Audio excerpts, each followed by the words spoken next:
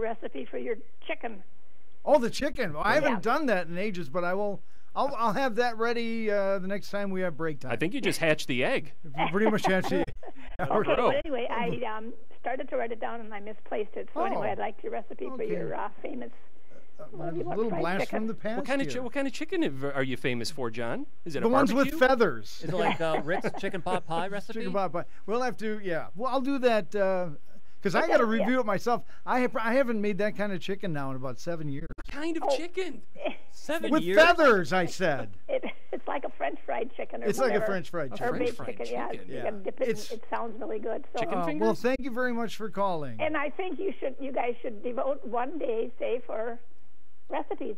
All of you guys bring in one of your favorite recipes because our ladies do miss the recipes that you used to be given on there. But we could filter something like that. What do you think, guys? I like that. Yeah. Very much so. One day, or all on one day, everybody bring in one of their favorite recipes or their wife's favorite recipe, and maybe like a once a month thing or something. Yeah. I'd love to hear a Craig Warmbold recipe. I got the Craig McMuffin. I've told you. Yeah. It's delicious. Thank you very much for your call. All right, the time is up, guys. The jig is up. The news is out. They finally found us. They finally left. See, we got the Garden Doctor next. Check out the latest local videos at dailydodge.com. Brought to you by Clearview. In the upcoming election on April 6th, we can't let the Liberals win. Vote for me, John Jagler, and help get Wisconsin back on track. I'll continue to fight every day by standing up to Tony Evers and his liberal agenda. Tony Evers and his Democrat allies have pushed time and time again for higher taxes to pay for their liberal spending and wasteful priorities. I'm John Jagler, and with your vote on April 6th, I'll stop Tony Evers and keep our taxes low. As a father of 3, I know that the future of Wisconsin is our children. We have to get the kids back in the classroom safely and get Wisconsin back to work. I'll continue to back the badge. That's why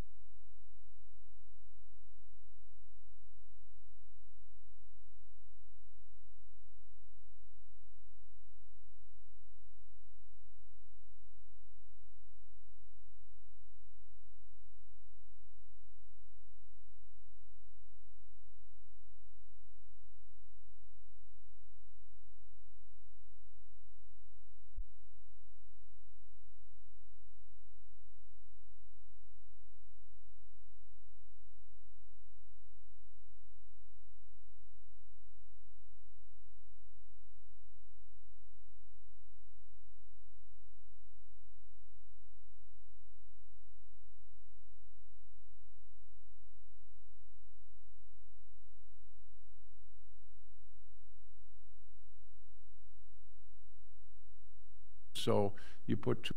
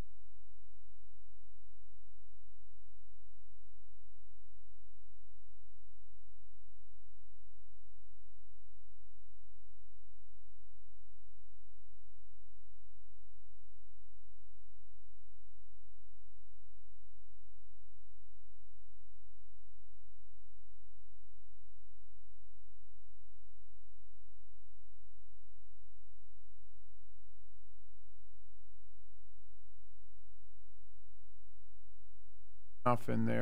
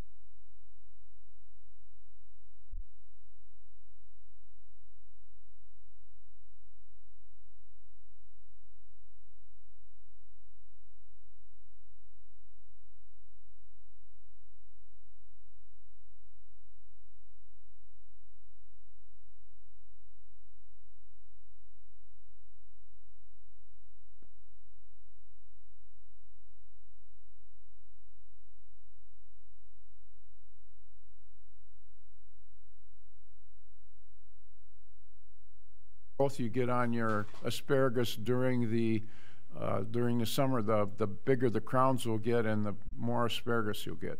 What do you use, 10-10-10? 10-10-10 is fine. And you just put it on in spring? You don't put it on anymore the rest of the year?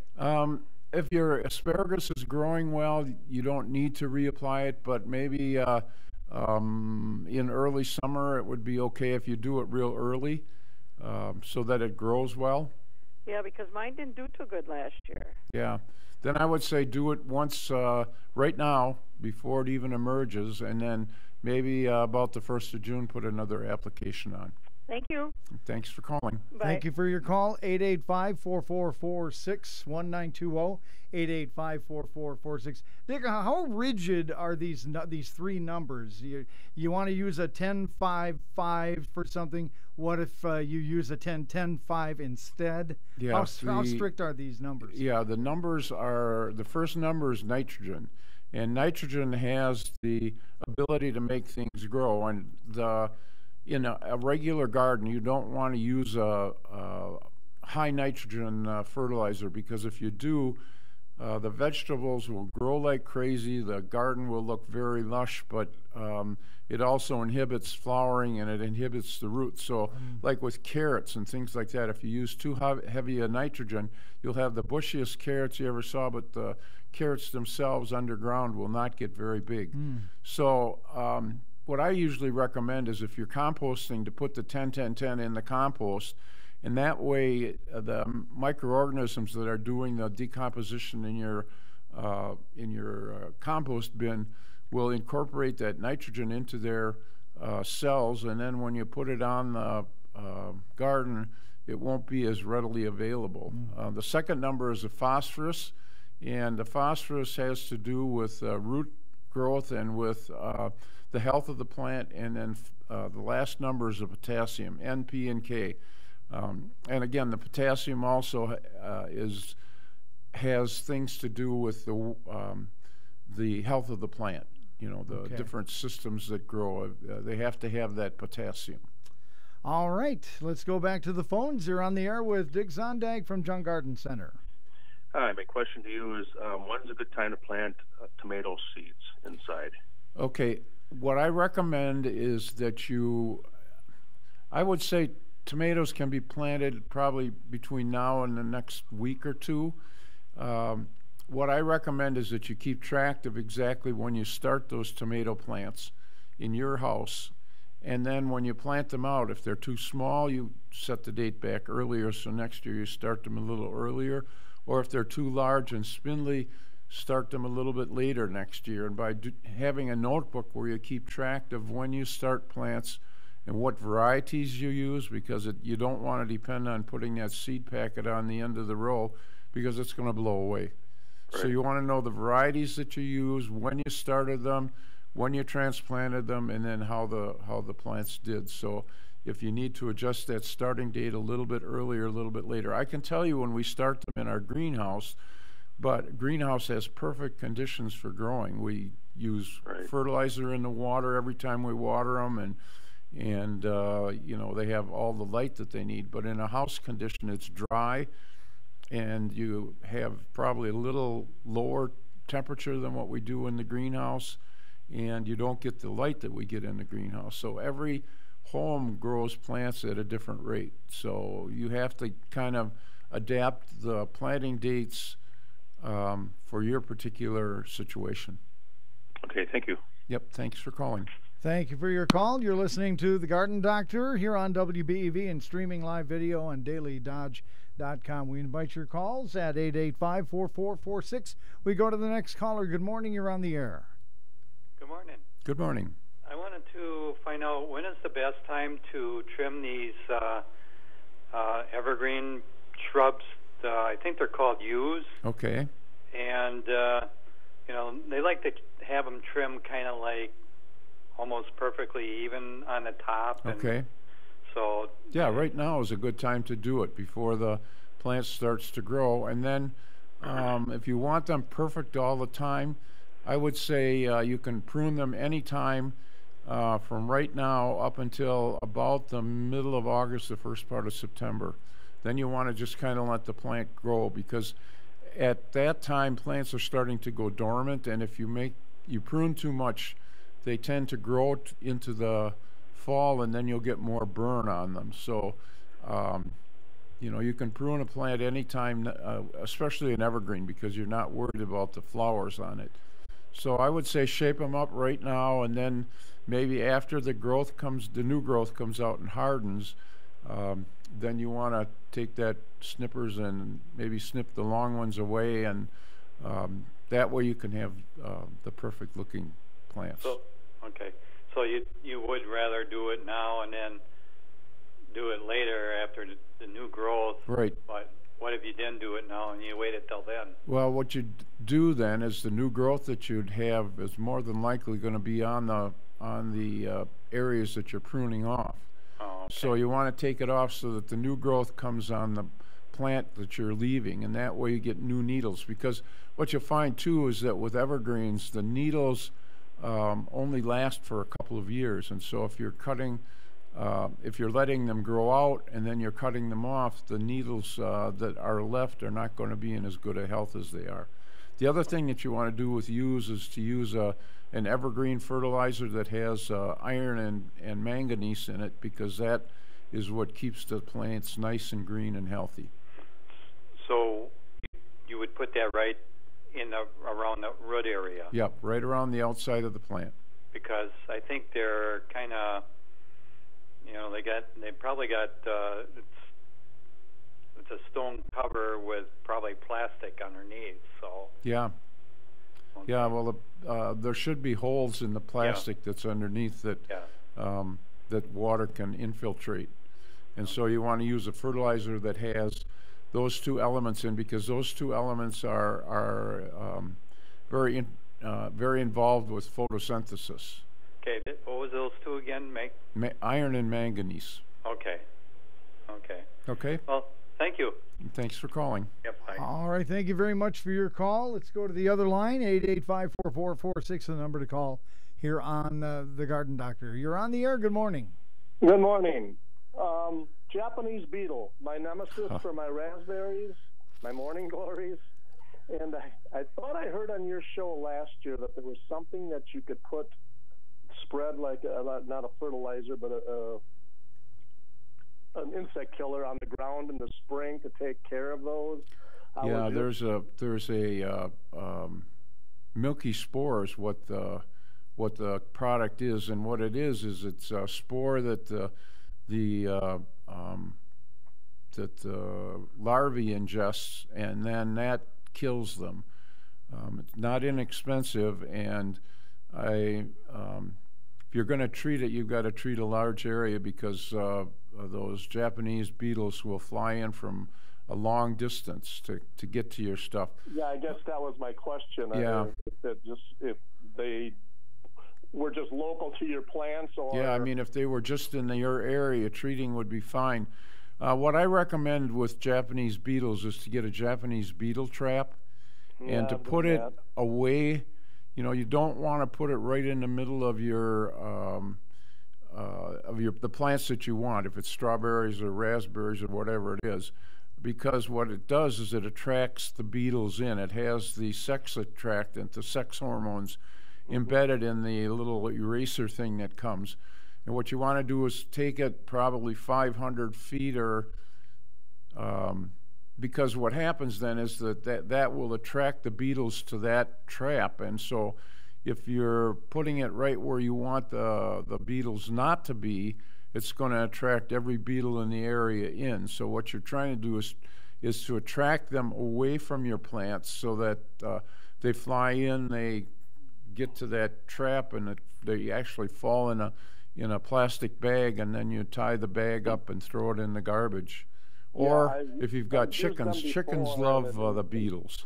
Right. I've used those before, and it seems to help at some point, but like anything else, all of a sudden the bag's half full and you got to keep at it. What about dusting? Is there any dusting that you can do? Yes, I mean, you can use a regular garden dust, and that will kill the beetles that are there. But they just keep coming. Yeah. I wish there were a solution, but... yeah, they are a nasty little creature. Yep, they are. and Thank you very much. Abundant. Yes, you don't want your morning glories to turn into nightmares. Yeah. I want to. And that's usually what happens. But then by the fall, I don't know if the beetles go away or what. Well, what happens is they lay the eggs in the ground, and then the eggs hatch into larvae, and the larvae live underground for the winter, and that's why the milky spore works well, because it's on the ground and they ingest it and it takes them out. But so they, you do that the now? life Is that something you do now, or you do that after the infant station? I would say in June. Oh, okay. You know, and it's a preparation that you put in water and then you just sprinkle it around. But like I said, you'll have to do a large area because they fly quite a distance. Okay, thank you very much. Yep. Thank you very much for your call. You may have touched on this, Dick, while I was lining up phone calls. What if you want to just spread some grass seed around some bare spots in your lawn? Is it too early to do that? No, it's actually the best time, because what happens is the seed probably won't germinate right away, but when the soil temperature is right, the seed is going to start to germinate. And so, you know, with my own yard, I have a new house and have had limited luck getting seed going. I spread a whole bunch of it last fall, because the winter won't take grass seed out. The grass seed will just lay there dormant when the soil is too cold. But then when the soil warms up to where the seed will germinate, it comes up. So it's called dormant seeding. And so this is kind of an altered dormant seeding process, because the soil is still too cold for the seed to germinate. But if you get the seed down, you work it into the soil a little bit, the seed will germinate when the temperature is right. So we just have little patches that we got to do. Can you just like rub it with your foot, kind of rub them in a little bit? Sure. Or? Take a rake, a small rake, and just rake a little bit of the soil loose.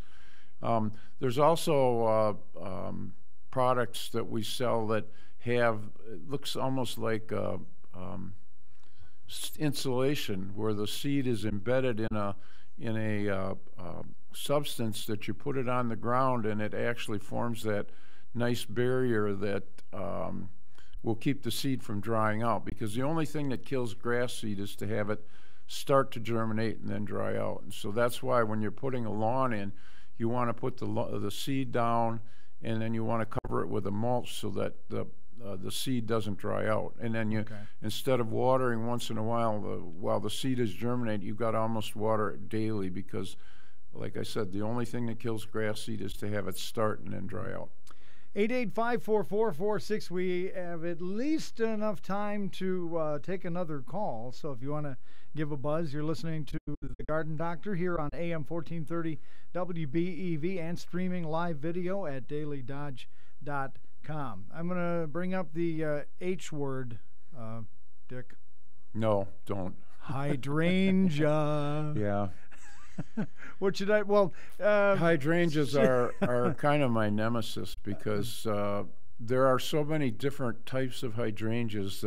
Whether they flower on new or old wood, you have to know what variety that you planted. Yeah. If they've got nice big fat buds at the end of the stems, that means that that's a flower bud, and you don't want to prune it now. Don't prune it, okay. If it doesn't, the paniculata varieties, you can prune them right now, because they blossom on new wood. But the macrophylla and the arborescens varieties like Annabelle and Endless Summer and some of those, you don't want to prune those right now, because you're pruning your flower buds off, unless you want to control the size of the plant and you don't care about the flowers. But hydrangeas are, to me, without flowers, they're like a lilac. You know, lilacs are beautiful in the springtime. They're fragrant and everything else, but the rest of the year they're just a green shrub. And so you want to plant lilacs on the edges of your property, because you enjoy them in the springtime. It's one of the first flowers to come out, but then the rest of the year it's just a green plant, unless you're using the Korean lilac or some of the smaller ones that look really nice in the summertime too. We do have time for one more call. You're on the air with the Garden Doctor, Dig Zondag. Good morning. I have some boxwood, and they had gotten some freezer burn. Okay. Can I trim that off now?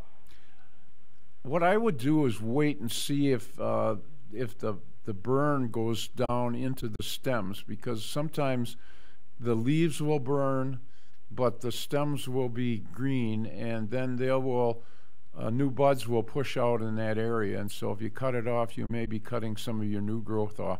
With boxwood, one of the things you should be doing for the winter time, if it's small enough, is just to put a single layer of burlap over it, because boxwood is an evergreen, and the leaves stay on all winter long. And if you're in a very exposed area, you're going to get sunburn in the winter time. So water them heavy in the fall.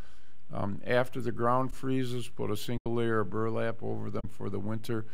I would say at least for the first 3 or 4 years, until that root system gets well established. Great. And what about the hydrangea for fertilizer? Just a regular garden fertilizer will work really well on hydrangeas. Okay. Would bone meal work? Yeah, bone meal will work, unless you've got one that goes from pink to blue. And if you want them blue, you have to acidify the soil. If you don't care what color they are, just stay with the soil the way it is, and they'll be pink. Okay, thank you so much. Yep, thanks for calling. Thank you for your call. And we are out of time as far as phone calls go. We have enough time for Dick to tell us again what's happening at Jung's. Okay, well, the bare root room opens tomorrow, and we've got a limited supply of bare roots. So if you're looking for bare root, it's probably time to get in and get it. We've got everything. I mean, the flowering bulbs, we've got glads and begonias and caladiums and gloxinias and dahlias. If you want to get a head start with summer flowering bulbs, you can plant them in a peat-based soil, and then they'll start growing, and maybe even we'll have some blooms by the time you put them in the ground in late May, early June. Raspberry, strawberry plants, asparagus, potatoes, onions, all of that's available right now. And with the way our season has been going, can't guarantee that we'll have everything all the way through the spring season. So the earlier you get in, the better. Store hours in Randolph are Monday through Friday, 8 to 6, Saturday, 8 to 5. In Madison and Stevens Point, the hours are 8:30 to 6:30 Monday through Friday, Saturday 8:30 to 5, Sunday 10 to 4. Once again, thanks for helping out Jane and Joe Gardner out there, Dick, Yep. and we will go ahead. And happy Easter Happy to everybody. Easter, we yes. hope to see you all in church to celebrate the rising of our Savior. All right. Thank you very much, Steve. Have a good one. And again, the preceding program was a paid program. Advice and opinions expressed during the program were solely that of Jung Garden Center, not WBEV 95X or Good Karma Brands. It is 10:59. We've got news coming up next here on WBEV from ABC, followed by fun hits of the 50s.